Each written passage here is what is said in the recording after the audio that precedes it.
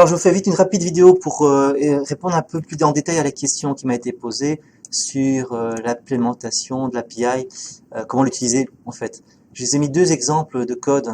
Pour les méthodes fetch, vous avez, les méthodes get, vous avez cette requête fetch ici, et pour les méthodes put, delete ou même post, celle-là. Mais en fait, vous pouvez même utiliser ça pour du get. L'idée, c'est que simplement, celle-ci est plus complète pour les méthodes de modification, suppression et compagnie. Alors, le truc, c'est quoi? C'est que on a vu que si j'envoie cette requête-ci dans la console, tout simplement, ça me donne comme résultat une promesse, et puis quand elle est résolue, j'ai la liste des 20 dans ce tableau. Et c'est le endpoint HappyWines. Si je veux tester un autre endpoint, comme par exemple HappyWines 10, par exemple, ici, je vais écrire la même requête, et puis à la fin ici, je vais mettre plutôt slash 10, ou bien plutôt le 20 numéro 7, pourquoi pas. J'exécute, réponse, le 20 numéro 7. Donc vous pouvez tester n'importe laquelle des requêtes get ici, avec les endpoints que vous voulez. Donc par exemple ici je vais ajouter la query string pour pouvoir choisir le pays, France, trié par année, voilà.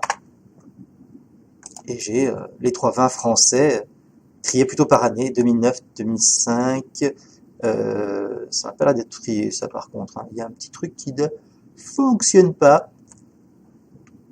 Je dois voir ça du côté de l'API. Bref. Alors, les requêtes, vraiment cette requête qui a besoin d'une authentification, parce que toutes les autres aussi ont besoin d'une authentification. Et celle-ci au moins, elle ne supprime rien, elle ne modifie rien, donc je vais tester celle-là pour tester l'autorisation. Alors, si je vais prendre ici cet exemple où on a authorization dans les entêtes, je copie tout ce code. Voilà, je le mets dans ma console. Et au lieu de faire du put, ce que je veux faire c'est du get. Donc je mets ici get. Je n'ai pas de core du coup parce que je ne modifie rien. Donc je n'envoie pas un body. Je vais mettre donc ça en commentaire.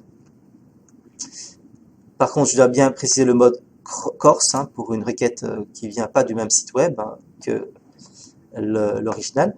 L'autorisation ici, j'ai autorisation basique, login set, mot de passe 1, 2, 3. Tous ces users-là sont bons avec le même mot de passe 1, 2, 3.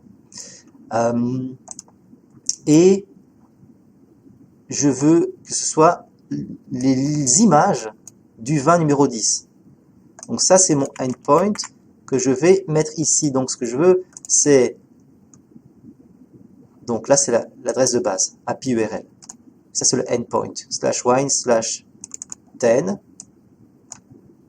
/like. C'est pas les likes qui m'intéressent, c'est pictures.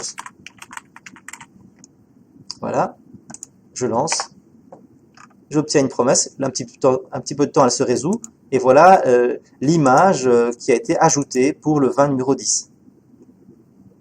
Je peux exécuter ça avec d'autres valeurs. Attention, c'est une constante ici, donc je dois recharger ma page pour la supprimer.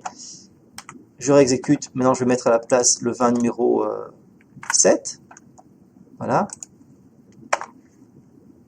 Et là, j'ai aucune image supplémentaire pour ce 20-là. Vous voyez, je rafraîchis.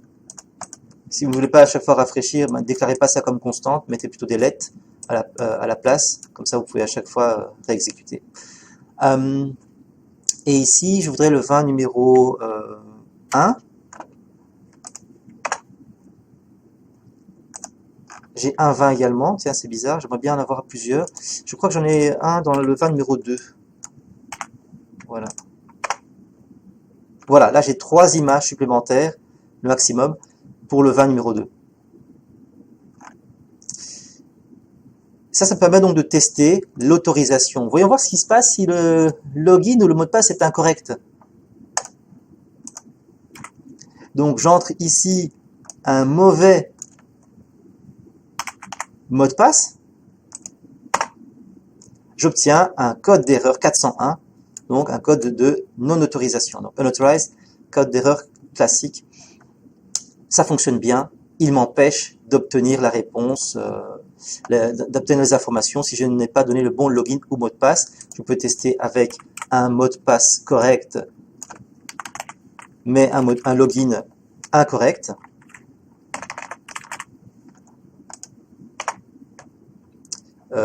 J'oublie que je dois rafraîchir ma page, voilà, et je recommence. Ah, mais Bob est dans la liste. Oui, Bob est là. J'aurais pas dû mettre Bob, je vais mettre quelqu'un d'autre. Clyde, oui, Clyde, voilà. Erreur. Ok, donc login ou mot de passe doivent exister, doivent être corrects, doivent correspondre. On a ce qu'il faut. Maintenant, on me disait, oui, mais on ne va pas se connecter à chaque fois.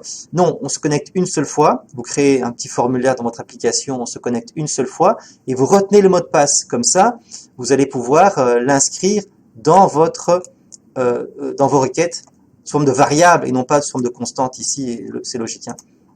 Donc, l'idée, c'est que on va enlever tout ça parce qu'il ne faut pas sauver le mot de passe en clair. Si vous sauvez le mot de passe en clair dans le navigateur, c'est une source donc de vulnérabilité. Donc, je vais sauver le chiffrage complet. Et ici, ce que je vais mettre finalement, c'est mes credentials, comme on dit, hein, mes authentifications, mes credentials. Et ces credentials, on déclare la variable et on y met ça. Donc, je remets quand même la valeur correcte. Voilà. Donc, j'ai enlevé cette notion-là de ma partie, donc, requête, envoi de requête Ajax. Je mets une variable et cette variable, je vais l'initialiser avant. Ça fonctionne, mais qu'est-ce que je gagne? Attention. Donc, l'idée, c'est que ça, normalement, ce ne sera pas écrit en dur dans mon code, ce sera sauvé quelque part dans mon navigateur. Je demande à l'utilisateur grâce à un formulaire, ensuite je le sauve dans mon navigateur, et puis ici, je vais récupérer. Comment je le sauve? Eh bien, vous pouvez utiliser local storage, set item credentials,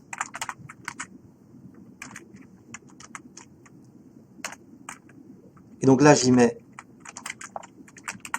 ces infos-là. Et à tout moment, je peux récupérer local storage.getItem credentials. Et je récupère donc l'information qui est chiffrée dans mon stockage, ici, application storage, local storage, pardon. Le mot de passe n'est pas écrit en clair dans mon navigateur. Ça, c'est important. Donc, si j'en viens à mon code complet, je rafraîchis, voilà, je suis ici,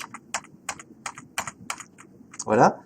Là, ce que je vais faire, c'est que je vais simplement faire local storage.getItem credentials. Donc, au préalable, vous avez créé un formulaire pour qu'il se connecte. Il entre son login, son mot de passe, vous le sauvez dans local storage, set item. Et puis après, quand tu veux faire l'une ou l'autre requête pour laquelle il a besoin d'une autorisation, ben vous récupérez du local storage ces informations-là que vous ajoutez dans l'entête HTTP authorization pour que ça passe. Donc là, je vais le lancer à nouveau et effectivement, ça fonctionne. Voilà, donc, et chaque autre requête put, post, delete, etc., qui ont besoin d'une autorisation, vont à chaque fois faire ça. Je récupère les credentials de local storage, j'envoie ma requête avec l'autorisation fournie lorsqu'il a été connecté la première fois. Bon code. Bon code.